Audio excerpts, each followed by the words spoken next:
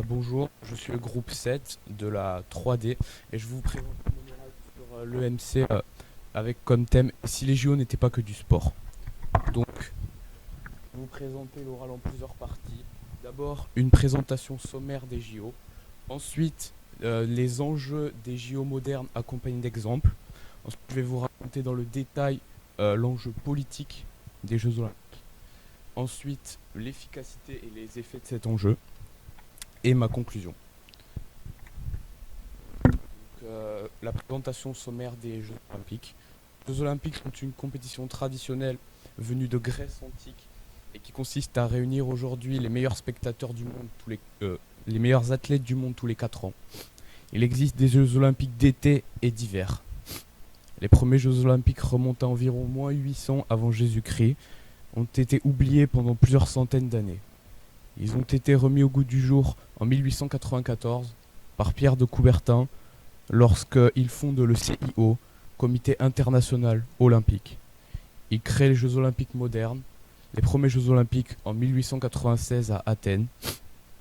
Depuis plusieurs décennies, les Jeux olympiques sont aussi accessibles pour les personnes non valides ou handicapées. Donc, partie 2, les enjeux des Jeux olympiques modernes et des exemples. Les Jeux olympiques se sont transformés en une vitrine de pouvoir aussi bien politique qu'économique. Depuis la création des Jeux olympiques, de nouvelles motivations et enjeux ont vu le jour. Ils sont utilisés par certains pays pour régler des conflits extérieurs, comme par exemple pour le boycott des États-Unis lors des Jeux olympiques de Moscou en 1980, en pleine guerre froide. Le boycott russe pendant les Jeux olympiques américains. Les organisateurs veulent aujourd'hui qu'ils sont les plus forts et les plus développés. Les raisons pour lesquelles organiser les JO coûte aujourd'hui de plus en plus cher. On peut le voir sur ce graphique, que le prix est une croissante et donc de plus en plus cher. Les Jeux olympiques sont aussi un fort outil de propagande. On peut le prouver avec les Jeux olympiques de 1936 à la gloire du régime nazi. Donc partie 3. L'enjeu politique est un des aspects les plus importants des Jeux olympiques. En effet, les pays veulent montrer leur supériorité par rapport aux autres nations. C'est ce qu'a fait l'URSS en dopant une grande partie de ses athlètes lors de la deuxième moitié du XXe siècle. Les pays veulent aussi briller sur la scène internationale, comme par exemple pour des majeurs comme la conquête spatiale, la course à l'armement.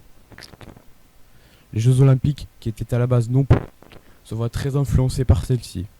On peut le prouver avec l'exemple du boycott des États-Unis lors des Jeux de Moscou et pour l'URSS aussi.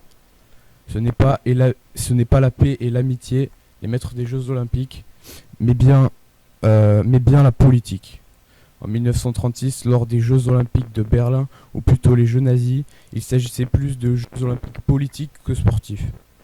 Autre exemple politique des Jeux olympiques, l'Allemagne n'a pas pu participer à 2 Jeux olympiques consécutifs après la Seconde Guerre mondiale, car les autres pays ne voulaient pas qu'elle prenne sa retraite.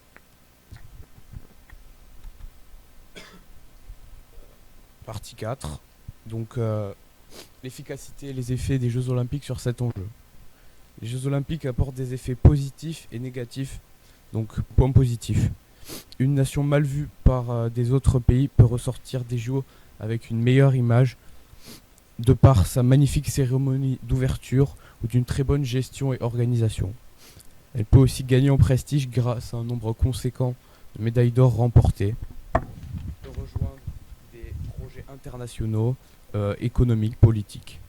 Point négatif, des pays utilisant la propagande peuvent être exclus des Jeux olympiques et ternir leur image aux yeux des autres pays.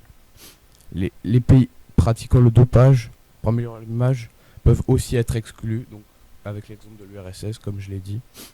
Des pays règlent des conflits politiques extérieurs, comme par exemple lorsque la Palestine a pris en otage des sportifs israéliens pour dénoncer l'oppression palestinienne en Israël. Conclusion. Non, ce n'est pas le sport le maître des Jeux olympiques, mais c'est bien l'économie et la politique. En effet, Un pays n'organise pas cette compétition pour le plaisir, mais bien pour influencer les autres pays grâce à la propagande, pour améliorer son image, ou encore pour régler des conflits extérieurs.